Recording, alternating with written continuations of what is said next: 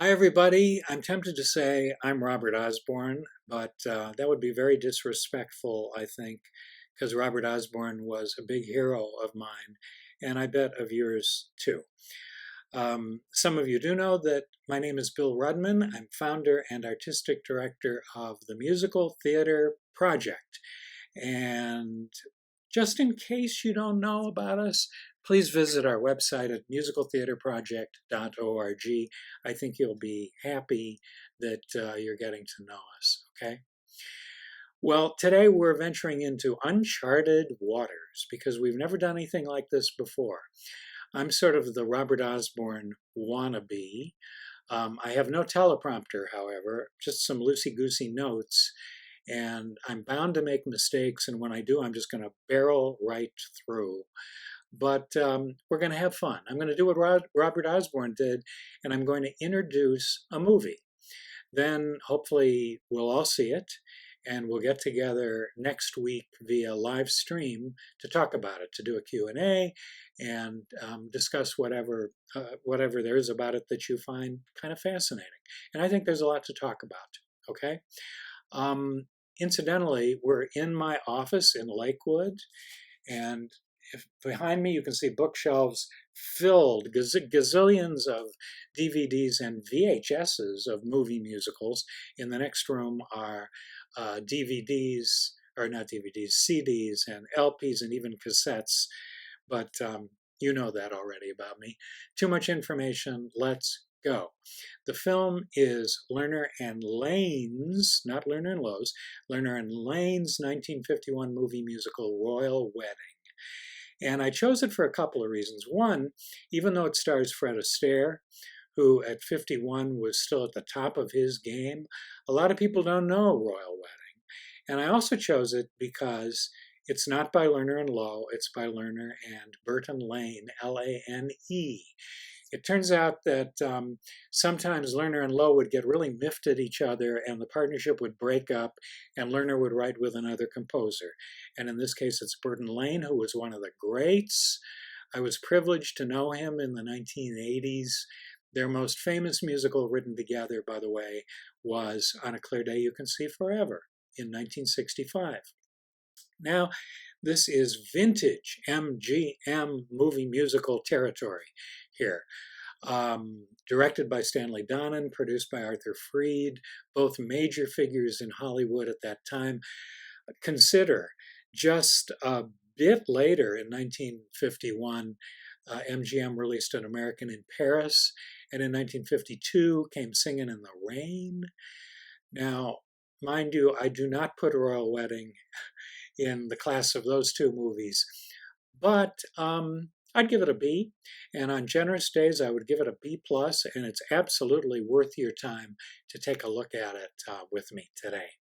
It's set in 1947, mostly in London, just before the marriage of Princess Elizabeth and Philip, the Duke of Edinburgh.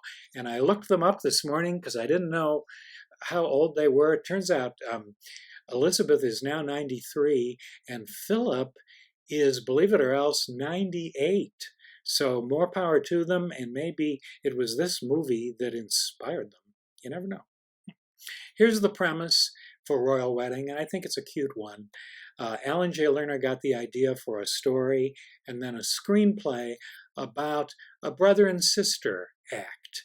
They perform together, brother and sister. And that's what Fred did with his sister Adele. They were headliners in vaudeville, and actually Adele was a bigger star than Fred first off. And then they moved to Broadway, big hits, especially in the Gershwin musicals in the 1920s. In Royal Wedding, Jane Powell plays Fred's sister. But spoiler alert,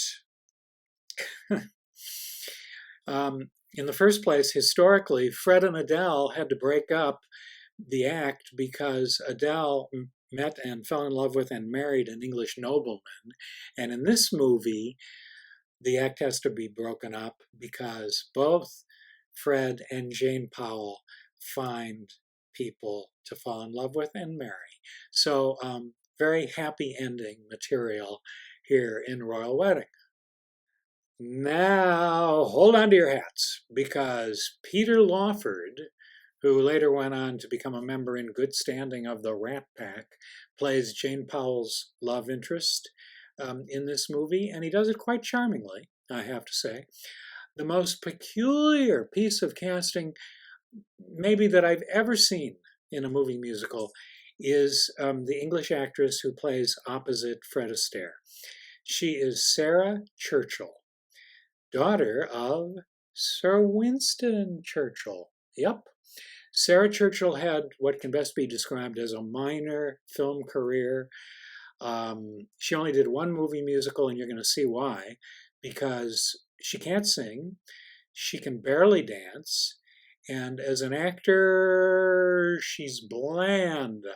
So, there's no chemistry between the two of them at all, which is, she's just beautiful. That she had that going for her.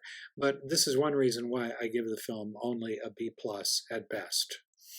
The movie does have MGM's terrific character actor Keenan Wynn in a featured role. Keenan Wynn was the son of the great Broadway comic Ed Wynn, who you may remember floated up to the ceiling in Mary Poppins.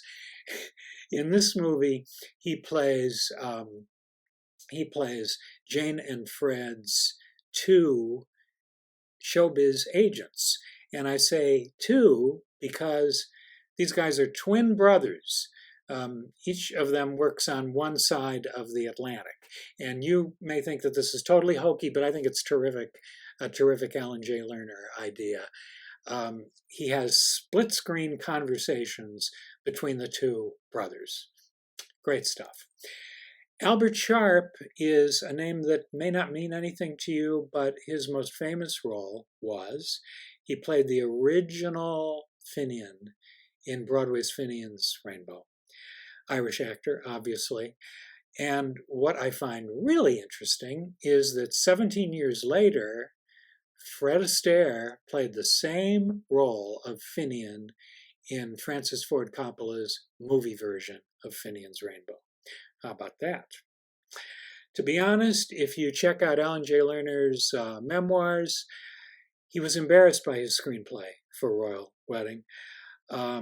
It was the first he had ever written for the movies, and he certainly redeemed himself quickly because the very next year he wrote the screenplay for An American in Paris, and he won an Oscar for it. I think the reason he wasn't crazy about his work on Royal Wedding is it's really not about anything. If you look at other Lerner and Lowe musicals, Brigadoon, My Fair Lady, Camelot, even The Little Prince, they were really about things. They had themes that could be explored. Royal Wedding, it's just escapism, pure escapism. But Lerner does use Royal Wedding to bring together three couples. And it seems in this movie that love not only conquers, it's also contagious. And at the risk of sounding pretentious, I think there's something not only touching about that, I think it's downright Shakespearean. I have just 4 notes on musical numbers for you that I want to single out, and then I'll call it quits. Interesting, this is number 1, that Judy Garland was originally supposed to play the role that went to Jane Powell. Actually, June Allison was first, and then there were reasons she had to drop out. But Judy Garland was going to do it. But she was going through one of her bad periods and had to be replaced by Powell, who was just 21 years old at the time. This was the first adult role she had played in a movie musical, and she does it really well, I think. I'm just going to say one critical thing about her performance.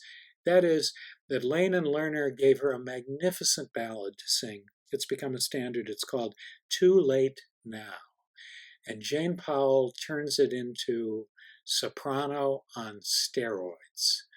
It is so overdone, and it's a shame because it's such a beautiful, beautiful song, and it needed to be underplayed. Judy Garland would have nailed this song. And I also love the fact that Astaire was crazy about it. Burton Lane told me the story about how He played the song for Astaire before filming began, and Astaire said to the composer, "Where the devil did you find those notes?" High praise indeed, coming from Fred Astaire, as you can imagine. 3. One day, Lerner said to Lane, "This movie is becoming so charming that it's going to delicate itself to death." So they decided to write a low-down vaudeville type number, and they came up with a song that at that time had the longest song title of any song on record.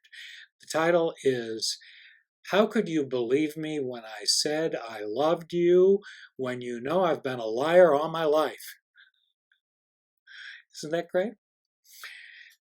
Golden age of American songwriting, let me tell you. And they wrote it in about 20 minutes.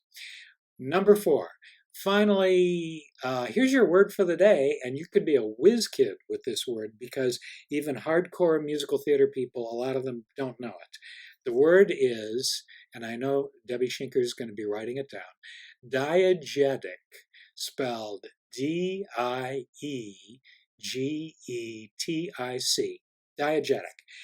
And it's a musical theater term. It means a musical number that is sung not by one character to another in terms of storytelling, but in fact is done as a performance, usually with an audience, diegetic. There are, I think, 9 songs in the Royal Wedding score.